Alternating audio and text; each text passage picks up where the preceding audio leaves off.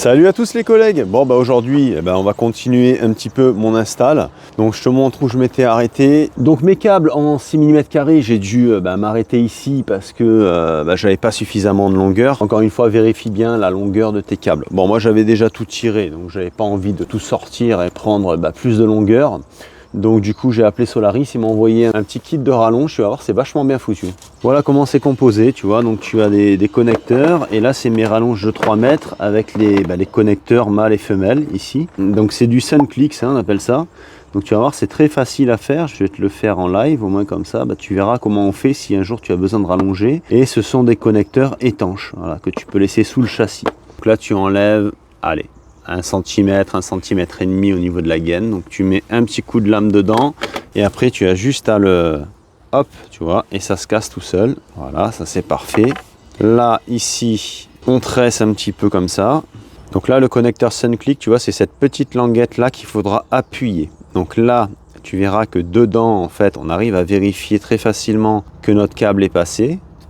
Voilà, donc une fois que ton câble est passé, il faut appuyer sur cette languette jusqu'à entendre un clic, et ensuite hop, voilà, tu peux rapprocher ça et ici tu serres. Donc là tu as un joint, donc là tu peux bien serrer à fond pour pouvoir faire l'étanchéité. Tu vois, la petite rallonge est terminée, donc maintenant je vais passer sous le châssis et le faire passer de l'autre côté. Alors je vais pas te filmer sous le châssis, tu passes dans des endroits stratégiques, tu prends des riselants et tu t'accroches un peu où tu peux comme ça pour aller jusque là-bas de l'autre côté. Donc mes câbles, ils arrivent ici, et maintenant il faut que je fasse du propre là-dedans. Il faut que je démonte le régulateur qu'il y a là. Il faut que je mette tout ça au clair. Et une fois que tout ça c'est fait, écoute, on fera un petit peu le point du local technique ici. Donc j'ai viré tout ça. Donc ça c'est les cosses qu'il y avait sur la batterie, cosses de merde.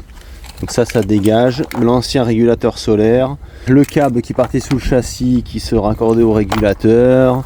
Donc là on y voit déjà beaucoup plus clair. Après ça reste du cas par cas, donc je peux pas vraiment te faire un tuto complet parce que là les câbles, voilà, c'est trop compliqué. Ce que je vais faire, parce que là je vais voir pour mettre en place le coupleur séparateur, je vais te mettre une photo en fait du branchement, et après une fois qu'il sera en place, je t'expliquerai comment j'ai fait pour brancher le coupleur séparateur. Tu vois, d'origine c'est cette espèce de petit relais là, et comme tu peux le constater, on est sur un relais 75 ampères. Ce que je vais garder par contre, c'est le fusible 100 ampères qu'ils ont mis là, parce que lui il est de bonne facture visiblement. Et voilà ce que je vais lui mettre comme coupleur séparateur. C'est un coupleur séparateur de chez Vevor. Je trouve que c'est de la bonne cam, encore une fois. Voilà, là c'est une belle pièce, on est à 140 ampères, on est sur un beau produit, il y a tout ce qu'il faut. Ça c'est pour les fusibles, on a les barrettes qui vont ici, mais bon moi je vais pas le mettre parce que j'ai quand même des beaux gros fusibles. Ils te fournissent aussi les cosses, voilà, c'est propre. Bon, le câblage pareil, moi je vais l'utiliser pour autre chose. Voilà, tu as les colliers, tu as tout ce qu'il faut. Donc ici tu vois, tu as la masse, donc la masse elle est ici. Là, tout auxiliary batterie, donc batterie auxiliaire qui viendra se brancher ici. Et ça, ça doit être la batterie moteur. Voilà, c'est quand même relativement simple à brancher. Allez, on va enlever l'ancien coupleur séparateur. Je vais débrancher la batterie porteur avant ça, et puis je vais raccorder tout ça. Alors j'ai démonté l'ancien coupleur séparateur. Là j'ai fait des repères avec des scotch 1, 2, 1, 2. Et pareil ici. Donc c'est à dire que celui où il y a 2 scotch noirs, c'est pour la batterie auxiliaire. Un seul scotch, ça c'est la batterie moteur. Là ici j'ai une connexion par contre qui vient là, et elle va où? Ça part au chargeur. Ce marron là il part au négatif batterie cellule. Bon, je vais désaccoupler tout ça pour y voir un petit peu plus clair. Voilà, je suis à 12,92, ok. Là ici il n'y a rien, ok. Donc ça doit être un retour de masse. Attends, que je dise pas de conneries, on calcule. Faut tout le temps bien réfléchir. Donc là, ça part à la batterie, le marron. Et le orange, lui, il part ici dans le faisceau, là, et il revient là. Et il y a un pont, on dirait qu'il y a un pont de masse ici. Voilà. On dirait qu'il y a une masse aussi. Donc ce serait 2 masses, en fait, ces deux-là. Ok, je pense que ça va être éliminé. Donc tu vois, voilà, moi, mon arrivée est ici. Hop. Ça passe ici dessous, ça remonte là, donc ça passe par ce fusible de 100 ampères que j'ai conservé. Voilà, et après ça part hop, au local batterie. Donc il est vrai que dans certains cas, le coupleur séparateur est dans le compartiment moteur. Moi c'est pas mon cas, donc c'est pour ça que j'ai gardé l'ancien faisceau. De toute façon les câbles sont bons, donc il n'y a pas de souci. Le fusible, c'est le fusible d'origine du camping-car, c'est le même que derrière, un 100 ampères, donc lui je l'ai conservé. Sinon, voilà, dans le kit Vevor, tu as 2 fusibles comme ça qui sont fournis avec, qui sont donnés pour 80 ampères. Donc pour ceux qui veulent le lien pour le coupleur séparateur Vevor, écoute, je te mets le lien dans la description avec le petit code promo. Moi je trouve que c'est du très bon matos, donc c'est pour ça que je l'ai validé. Je sais pas si tu as vu quand tu l'ouvres derrière, alors j'ai oublié ce petit détail, mais on voit tout le circuit imprimé, mais en fait tout ça c'est coulé dans une résine transparente. Donc au niveau humidité, étanchéité, tout ça c'est top. Donc tu peux très bien mettre ce coupleur séparateur dans ton compartiment moteur si ton véhicule n'est pas du tout équipé. Donc les raccordements sont très simples, tu peux pas te tromper, hein. De toute façon tu as le schéma de branchement avec le coupleur séparateur. Donc là ici c'est ton arrivée batterie. Le fil noir là c'est la masse qui est à l'intérieur du boîtier à côté, donc je repars de là et cette masse là il faut la mettre sur le moins de la batterie cellule, et après ici tu as ton départ batterie quoi. C'est pour ça que je te disais que je peux pas te faire un tuto proprement dit. Moi sur l'ancien coupleur séparateur c'était branché de cette façon, donc j'ai repris ni plus ni moins que l'ancien branchement. Voilà, alors ici on a cette boucle là qui passe par le fusible 100 ampères et après ça repart ici là-bas derrière à l'intérieur du camping-car. Donc moi j'ai tout rebranché à l'identique.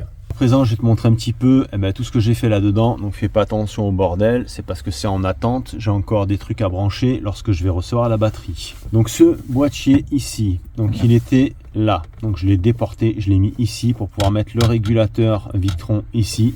J'ai déjà fait partir ma sortie batterie ici avec mon fusible 60 ampères donc qui est fourni. Je repars ici. Forcément celui-là il partira au plus batterie. Ici PV c'est pour les panneaux solaires, voilà, plus moins batterie, panneaux solaires, négatif, positif.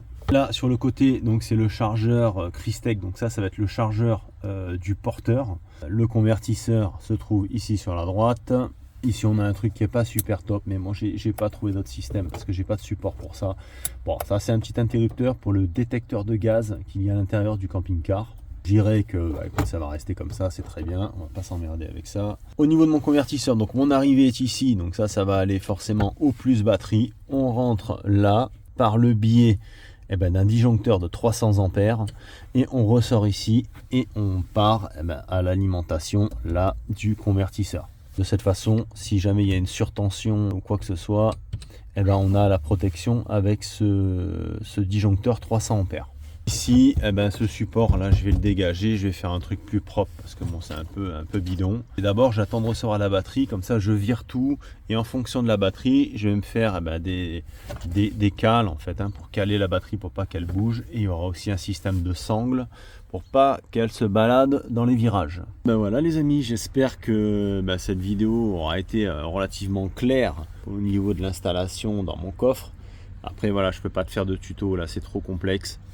Ça reste encore une fois du cas par cas. Moi tu as vu, j'ai tout un système de retour là. Bon, j'ai tout raccordé en fait à l'identique par rapport à mon ancien coupleur séparateur.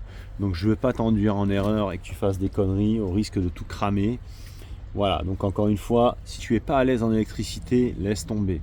Moi je suis pas ultra à l'aise, donc j'ai pris énormément de temps en fait pour faire l'installation au propre. Mais voilà, là je suis content, ça fonctionne, j'ai fait les tests, le coupleur séparateur fonctionne parfaitement bien, il n'y a aucun souci. Bon, prochaine étape, on fera tout d'un trait, c'est-à-dire que je te présenterai la batterie cellule que j'ai validée. On fera la présentation, l'installation dans le coffre batterie et le raccordement enfin définitif du panneau solaire. Chers amis, je tenais avant tout à remercier tous les abonnés pour leur fidélité, leur gentillesse pour la grande majorité. Évidemment, il y a toujours des brebis galeuses dans le lot, mais je sais qu'en grande majorité, vous n'en faites pas partie et ça me fait vraiment très plaisir. La chaîne prend une très belle évolution et ça me motive en fait à continuer. J'ai plein de projets en tête, c'est-à-dire que la chaîne ne va pas se limiter à des tutos d'installation et des présentations de produits, même si je sais que ça casse les pieds à certains, mais ça fait partie du jeu. Et comme je fais toute l'installation du véhicule au niveau énergie, donc forcément il y a des produits qui se présentent. Donc voilà camarades, écoute, si jamais tu n'es pas encore abonné à cette chaîne, je t'invite à aller t'abonner, c'est totalement gratuit. Si tu veux être alerté de la mise en ligne des vidéos, je t'invite à activer la petite cloche de notification, ça c'est très important. puisque lorsque je fais des jeux concours, généralement c'est limité à une certaine quantité de commentaires, donc si tu n'es pas dans les premiers, tu vas passer à côté. C'est ce qui s'est passé sur certains jeux concours que j'ai fait. Il y en a beaucoup qui sont passés à côté parce que ils se sont réveillés un petit peu tard malheureusement. Et si tu veux me laisser un petit commentaire en bas de la vidéo, ce sera avec grand plaisir. J'ai encore la capacité de répondre à tout le monde, donc j'essaie de répondre à tout le monde. Et voilà, c'est cool, on continue. Bon les amis, à très vite, salut, tchou. When the moon hits your eye like a big pizza pie, that's amore.